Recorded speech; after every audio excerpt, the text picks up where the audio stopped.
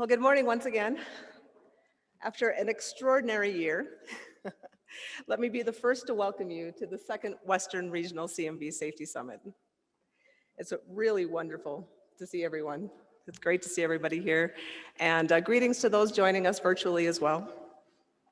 I'm Brenda Lance with the Upper Great Plains Transportation Institute at North Dakota State University, and I will be your host for the next couple of days. I'd like to go ahead before we have some additional opening remarks, just kick off the summit with the color guard and the posting of the colors. So please rise for the presentation of the colors by the Colorado State Patrol Color Guard.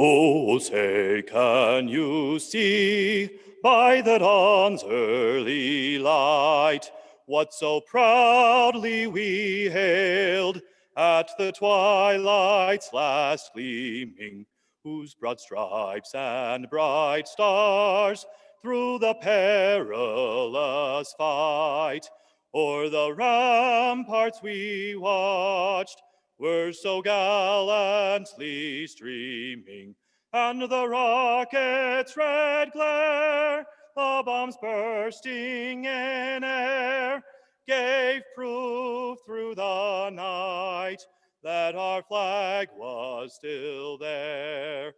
Oh, say does that star-spangled banner yet wave o'er the land of the free and the home of the brave?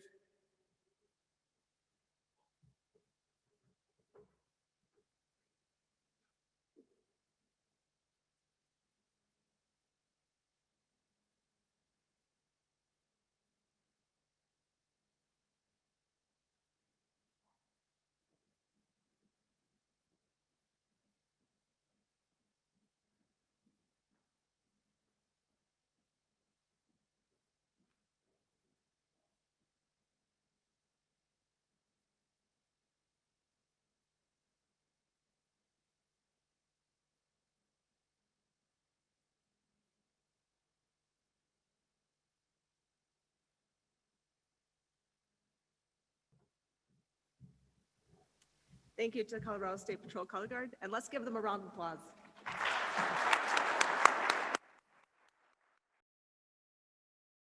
So you will need to bear with us. This is our first hybrid event, and so we're going to have probably a few technical difficulties as we work through the virtual and the in-person world here. One thing I will ask, if anybody has any comments or questions over the next couple of days, please find a microphone. The folks online can only hear us if we speak through the microphone. So there are a couple in the standing ones, and we'll have one other rotating one walking around as well. We welcome everyone once again.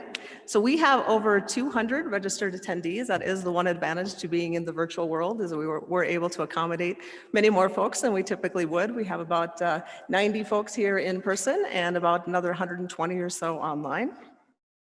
And we have representatives from all the Western states, as well as a few of the Midwestern states as well. We have attendees from state and federal government, from universities, from driver licensing agencies, from industry, and from associations. So it's just great to see everyone today. And I would like to start off by acknowledging and thanking the Federal Motor Carrier Safety Administration for the cooperative agreement funding that made this summit possible. And I'd also like to thank our co-host, the Colorado State Patrol, and in particular, Captain Leonard Dittman, for all of his help with this summit. Dittman, could you raise your hand? Go stand. Thanks. Thank you so much. In addition, I had an excellent advisory team that helped me to provide input into the agenda for the summit, as well as help with all the planning as we negotiated the numerous changes and things we needed to navigate this past year. And so I'd like to acknowledge each of them. We have Lieutenant Dave Wolf and Lieutenant Adam Dvorak from the North Dakota Highway Patrol, and I believe Adam is here. There's Adam. Hi, Adam. Thank you very much. And I believe Lieutenant Wolf is online. And we have Paul Hoagland from the FMCSA North Dakota Division, who I believe is also online. And we have Tom Wilcoxon from the FMCSA Colorado Division. Tom, great to see you. And from the Western Service Center, we have Scott Hernandez and Lorraine Arrett. Great, thank you guys.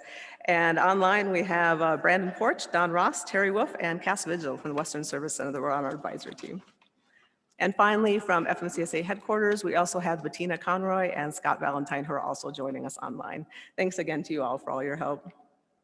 I also had great help from all of our staff at NDSU. Many of you met Starla and Megan at the registration table, and they're now in the back of the room. They'll be helping out with some of the microphones as we go through. And you'll see Tom over here helping out with the slides throughout the 2 days, as well as taking some photos for us. And in addition, for the virtual environment, we have Dustin, who's helping us out on that side, as well as Patrick, who has developed our Web Summit website and is uploading all the bios and presentations to the Summit website. And I'd also like to just take a minute to thank our sponsors. We have our gold sponsor, International Road Dynamics. And our bronze sponsors include Intelligent Imaging Systems, Iteris, and Toxel. So I definitely encourage you to reach out and seek out these guys and discuss their programs and capabilities. And there's also some information regarding them in the back of the room.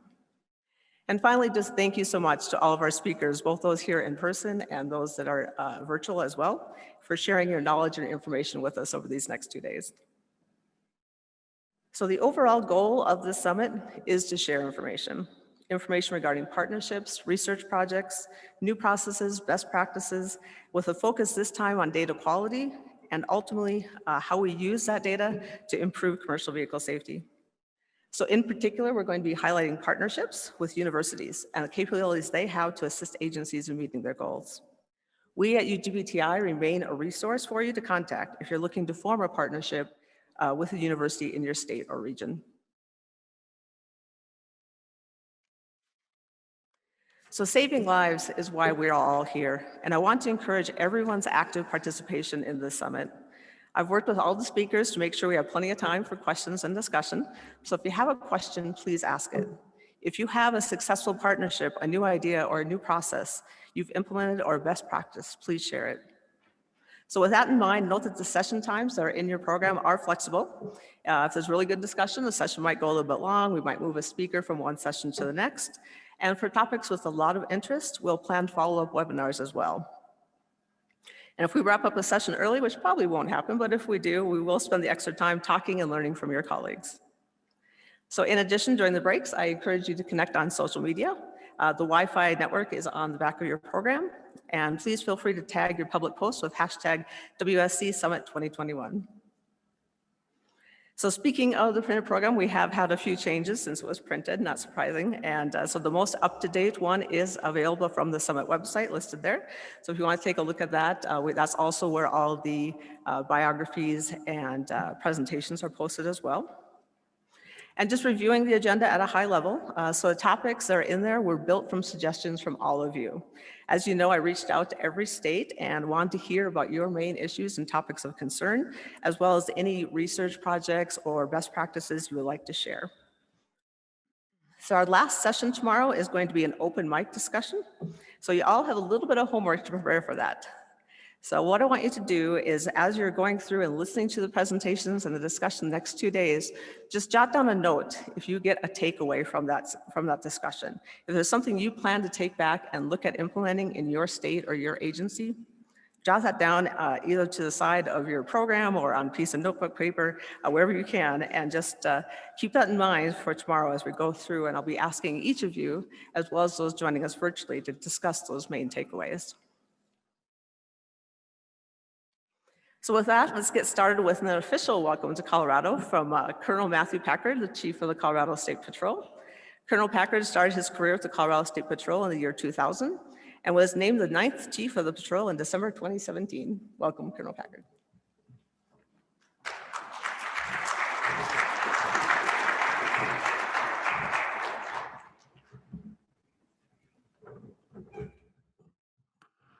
Well, thank you, Brenda, and good morning and welcome, everybody. It's so cool to be in a room with human beings and not looking through a screen. For those of you online, I wish you could be here with us today. But this is the first one of these speeches I've been able to give in about a year and a half, I feel like. And I got to tell you, it's pretty exciting.